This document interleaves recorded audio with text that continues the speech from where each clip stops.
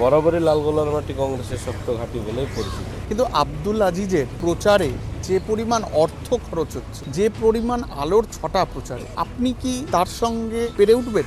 দল জয়নিং সকালবেলায় 2 ঘন্টা পরে টিকিট ঘোষণা, এমন একটা বিশাল সমস্যা।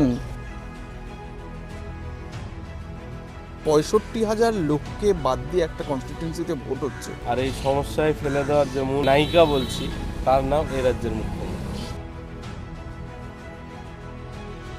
তো লালগোলা একটা ম্যাক্সিমাম অংশের মানুষ, তারা রীতিনীতি চাকরি রাখতে পারে, সেখানে তারা সুরক্ষিত না।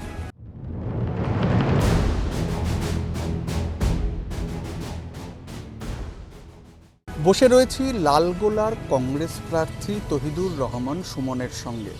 তহিদুর রহমানের লড়াই বাঘের সঙ্গে। তহিদুর রহমানের উল্টো দিকে যিনি দাঁড়িয়েছেন, তৃণমূলের আব্দুল আজিজ প্রার্থী হওয়ার 2 ঘন্টা আগে টিকিট পেয়েছিলেন।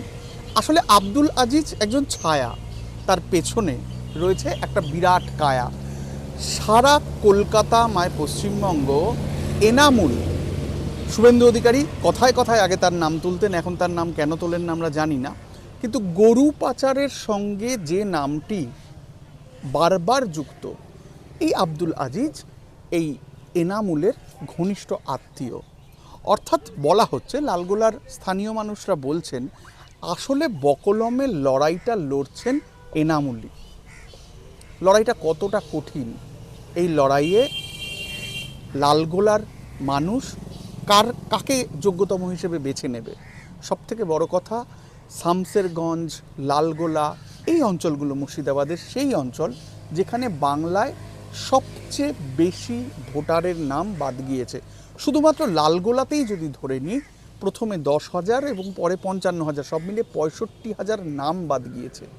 এই পরিস্থিতিতে সুমন কার্যত নির্ভর করছেন তার সততা, তার বন্ধুবৃত্ত, তার ঘনিষ্ঠ বলয় এবং তার ইমেজের ওপর।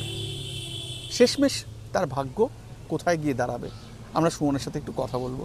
সুমন, প্রচারের এই পর্যায়ে কি বুঝতে পারছেন? মানুষ কি চাইছে? লালগোলার মানুষ কার দিকে তাকিয়ে আছে? লালগোলার ইস্যুগুলি কি কি? লালগোলার মানুষ কার্যত কংগ্রেসকে দুহাত তুলে আশীর্বাদ করে এসেছে। বিগত দিনে আপনারা দেখবেন বিভিন্ন নির্বাচনের পরিসংখ্যান অনুযায়ী সেখানে লালগোলায় কংগ্রেস যেভাবে সাধারণ মানুষের পাশে থেকেছে, কংগ্রেস মরহুম আব্দুল সাত্তার সাহেব, আপনার নাম হয়তো শুনবেন, সবুজ বিপ্লবের নায়ক, তিনি লালগোলাটাকে সাজানোর জন্য, লালগোলার মানুষের জন্য যেভাবে কাজ করে গেছে, সেই লিগাসি, সেই ধারাটা কিন্তু কংগ্রেসের যে সাধারণ মানুষ, কংগ্রেস যেভাবে বজায় রেখে সাধারণ মানুষ সেখানে সমর্থন দেখিয়েছে। তাই বরাবরই লালগোলার মাটি কংগ্রেসের শক্ত ঘাঁটি বলেই পরিচিত। তাই সাধারণ মানুষ সবসময় লালগোলায় কংগ্রেসের সমর্থন জানায়, আর এই বিধানসভা নির্বাচনে তার ব্যতিক্রম হবে। কিন্তু আব্দুল আজিজের প্রচারে যে পরিমাণ অর্থ খরচ হচ্ছে, যে পরিমাণ আলোর ছটা প্রচারে, আপনি কি তার সঙ্গে প্রচারে পেরে উঠবেন?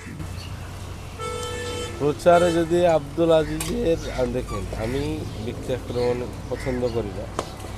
সে আপনি প্রথমেই শুরুতে বললেন যে টিকিট পাওয়ার আগেই দল জয়নিং সকালবেলায় 2 ঘন্টা পরে টিকিট ঘোষণা। আমি রাজনীতিক ছেলে, রাজনৈতিকভাবে বেড়ে ওঠা, ছাত্র রাজনীতি থেকে আমার রাজনীতিতে হাতে খড়ি, ক্রমে ক্রমে জেলার দায়িত্ব পালন, তারপরে মানুষের দোয়া আশীর্বাদ নিয়ে আমি জেলা পরিষদের সদস্য নির্বাচিত হয়েছি। আবার আমার উপর দল আস্থা রেখেছে এবং আমাকে নির্বাচনে প্রতিদ্বন্দ্বিতা করার সুযোগ দিয়েছে। এটা প্রায় 15 থেকে 16 বছরের একটা দীর্ঘ রাজনৈতিক জীবন। তার কাছে আমি জানি না লালগোলায় আমাদের যিনি প্রতিদ্বন্দ্বী প্রার্থী আছেন সিপিএমের, উনিও একজন রাজনৈতিক ব্যক্তিত্ব। আমি যতদূর শুনেছি বিজেপি থেকে যিনি প্রতিদ্বন্দ্বিতা করছেন উনিও রাজনৈতিক ব্যক্তিত্ব। তাহলে কি তৃণমূল দল লালগোলায় কাউকে সুযোগ পেল না বিধানসভায় পাঠানোর জন্য? বিগত দিনেও যিনি বিধায়ক ছিলেন তিনি লালগোলার ভূমিপুত্র, লালগোলার সন্তান হলেও তার পেশাগত জীবন এবং বসবাস সবটাই বাইরে থেকে নিয়ে আসা হয়েছে।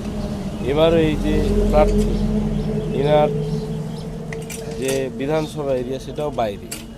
সংবিধানে এমন কোনো ব্যাপার নেই যে বাইরে হলে সে প্রতিদ্বন্দ্বিতা করার সুযোগ পাবে না, অবশ্যই পাবে।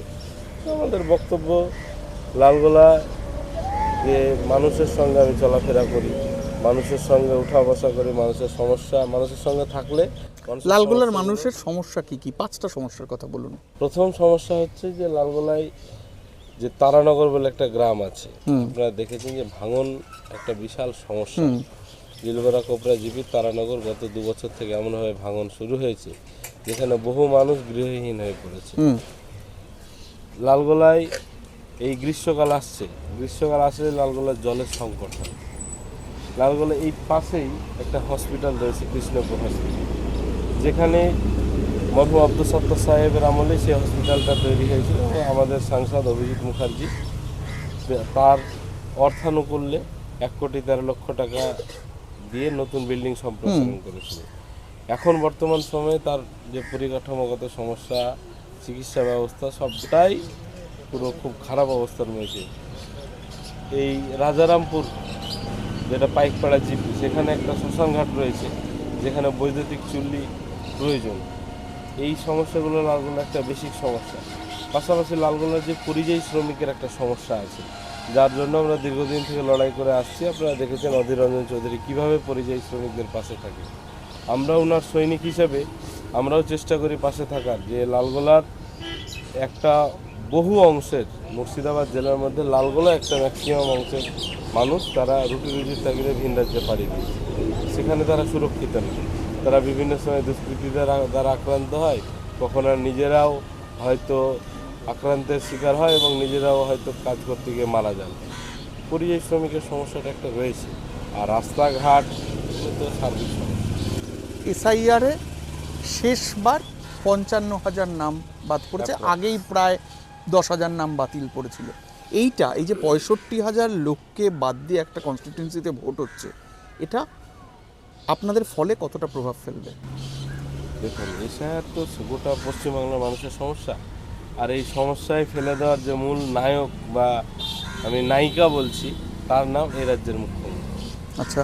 কারণ পশ্চিমবাংলার পাশাপাশি আরও বিভিন্ন রাজ্যে এশিয়ার হয়েছে। সেই এশিয়ারকে কেন্দ্র করে ট্রাইব্যুনালে বা কোর্টের আশায় বসে থাকতে কিন্তু অন্যান্য রাজ্যের মানুষকে হয়নি। আপনারা দেখেছেন এশিয়ারের বিরুদ্ধে প্রথম যখন ভারতবর্ষের বুকে কেউ মুখ খুলে থাকে, তার নাম হচ্ছে রাহুল গান্ধী। এসআইআর নিয়ে যদি প্রথম পার্লামেন্টে কেউ প্রতিবাদ করে থাকে, ভারতের জাতীয় কংগ্রেস।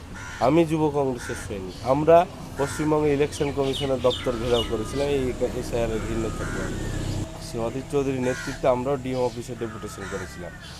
কিন্তু নির্বাচন কমিশন যেভাবে সাধারণ মানুষকে হয়রানির মধ্যে ঠেলে দিচ্ছে, আর সেখানে রাজ্য সরকারের পুরো সায় আছে, মদত আছে। কারণ আমাদের নেতা বারবার বলেছে রাজ্য সরকার ডাক দিক, মুখ্যমন্ত্রী ডাক দিক, আগে প্রত্যেকটা সাধারণ মানুষকে ভোটার তালিকায় অন্তর্ভুক্ত করতে হবে, তারপরে ভোটাধিকারে অংশগ্রহণ করতে হবে বা ভোটদান করতে পাবে। সেখানে উনি প্রথমেই প্রার্থী তালিকা ঘোষণা করলে ভোটের কাজে তৎপরতা দেখালেন। এখন দেখা যাক 21 তারিখ। শোন, রাহুল গান্ধী এসেছিলেন মুর্শিদাবাদে, হ্যাঁ। রাহুল গান্ধীর সঙ্গে দেখা হলো? না, রাহুল গান্ধী এসেছিলেন শামসারগঞ্জে। হ্যাঁ। সেখানে আমি আমার এলাকার নির্বাচনী প্রচার ছিল, আমি যেতে পারিনি। রাহুল গান্ধীর সঙ্গে একবার না একাধিকবার আমার দেখা হয়েছে। আচ্ছা। বিগত দিনে ভারত জোড়ো যাত্রাতে আমি হেঁটেছি ওনার সঙ্গে, এবং আমাদের অনেক নেতৃত্ব আসবে আগামী 21 তারিখ। সচিন পাইলটজি আসতে চলেছেন আমাদের এই বিধানসভা কেন্দ্রে।